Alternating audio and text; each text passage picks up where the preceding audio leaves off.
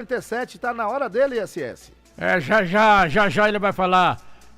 Lembrando aqui, o Durvalino Santana vai estar neste domingo, a partir de 18 horas, a apresentação do Grupo Alegria Musical no Augusto Restaurante e Bar.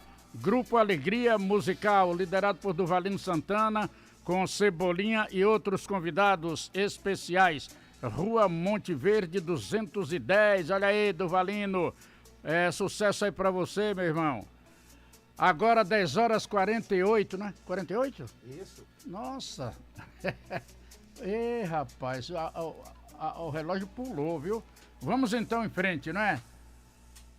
Daqui a pouco é que a gente vai falar mais, tem muita matéria, muita notícia, muita informação. Mas vamos, está na hora.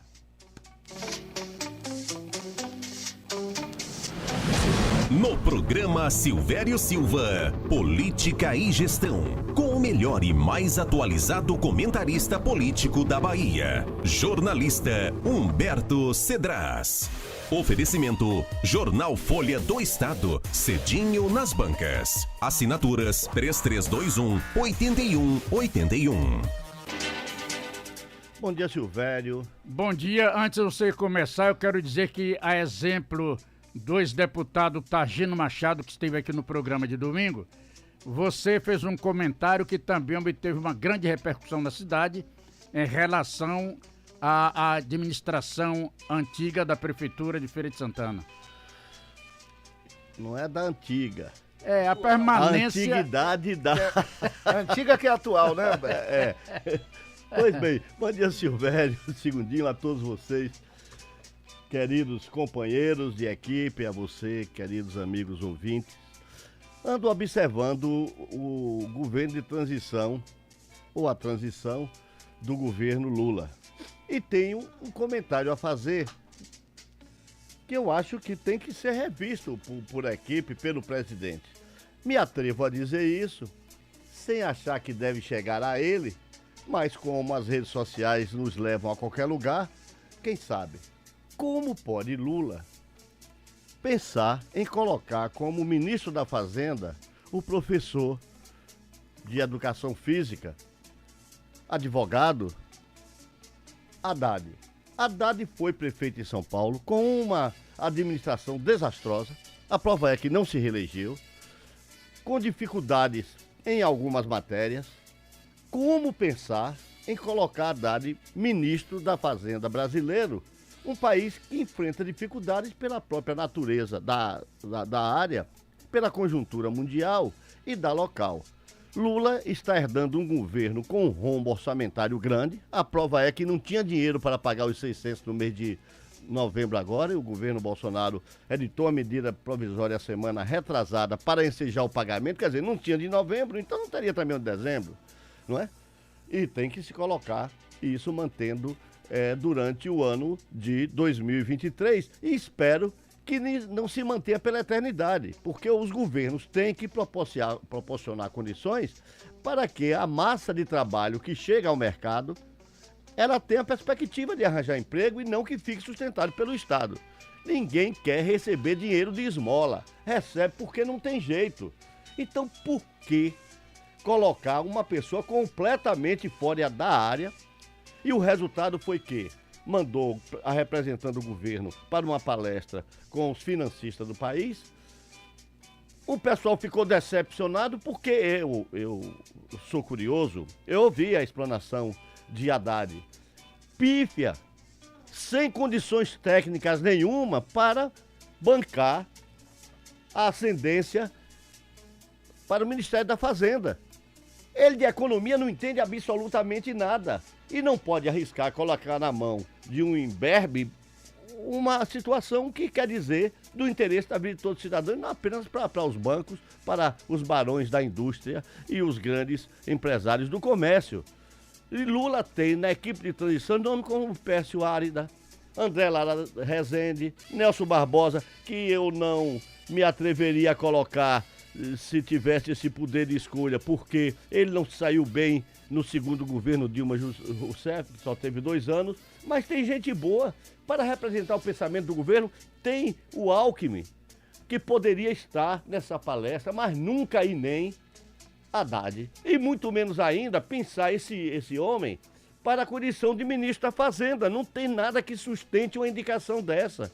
Eu fico preocupado porque daqui a pouco pega o Janones e quer botar na área da comunicação, que é um deputado. Teve um papel importante porque é a tal história. Se você pega um Beto que violento, bote um atacante de igual modo para que eles possam se degladiar.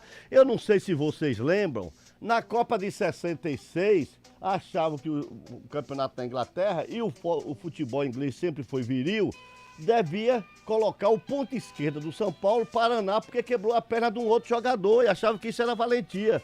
Então nós não podemos arriscar essas situações. Janones é um trem sem freio.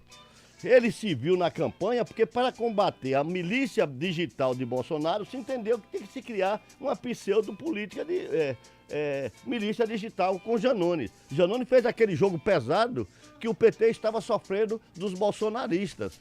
Mas isso não pode ser a intenção, e é isso que eu tenho medo, de se colocar um sujeito desse para assumir um papel onde o governo apareça bem para a sociedade, de forma clara, sem lembrar, se esquecendo completamente de um objetivo eleitoral nesse momento. Então, para mim, foi uma mancada de grande porte do futuro governo Lula, mas se apresentando agora para aquilo que será, colocar Haddad numa posição dessa e dar muito espaço a Janones. Acabou o papel de Janones. Foi contratado para um objetivo, de defesa até naquele momento. Mas não pode achar que esse homem é um suprassumo da administração pública e por isso deve andar no cangote de Lula, deve andar abraçado com os próximos do governo. Alckmin é pau para toda a obra. Seria o ideal se não tem ainda o nome do ministro para colocar.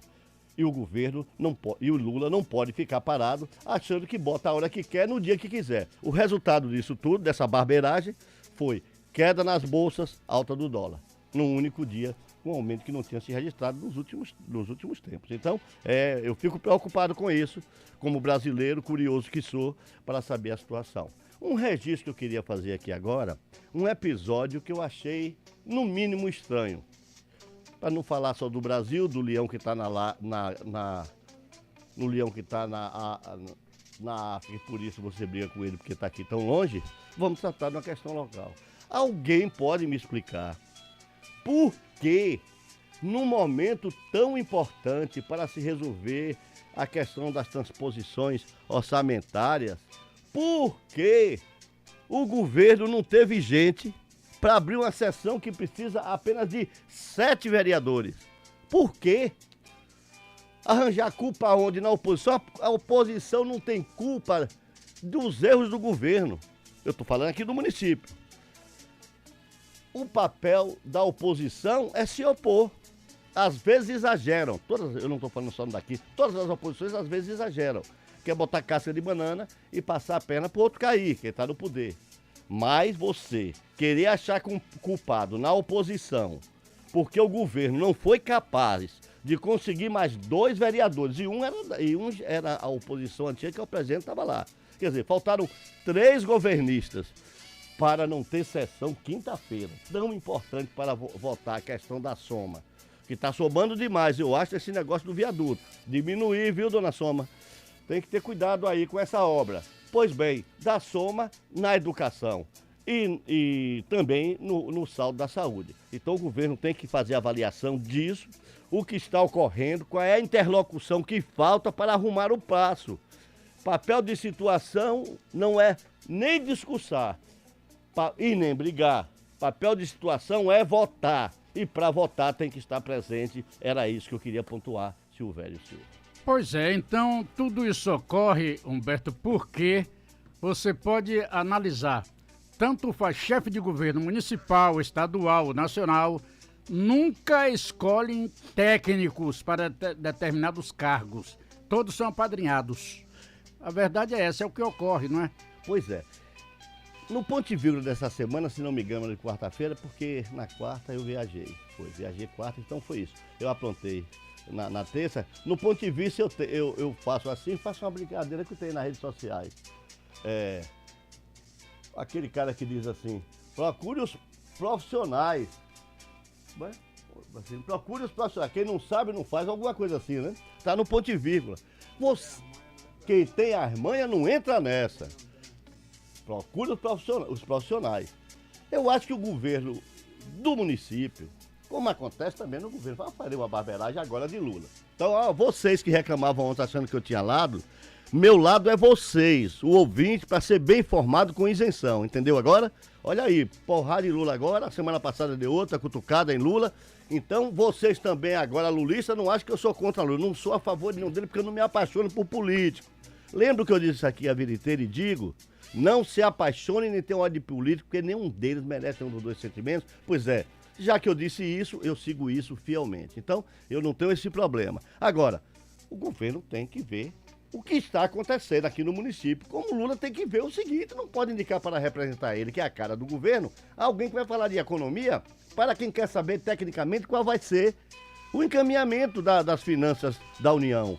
Se vai se cumprir a meta ou se não vai se cumprir a meta estabelecida no orçamento. É isso que o pessoal quer, porque sobre eles refletem muito mais, por consequência, na população em virtude da inflação.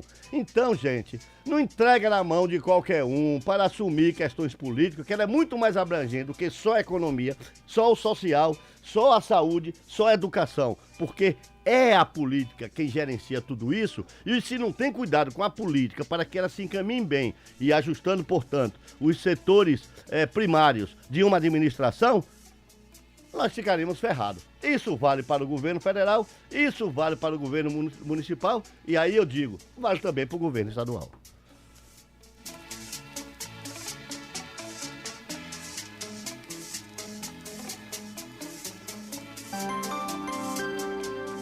Ok, palavras então do comentarista político Humberto Cedras, que estará de volta no próximo programa com novo comentário.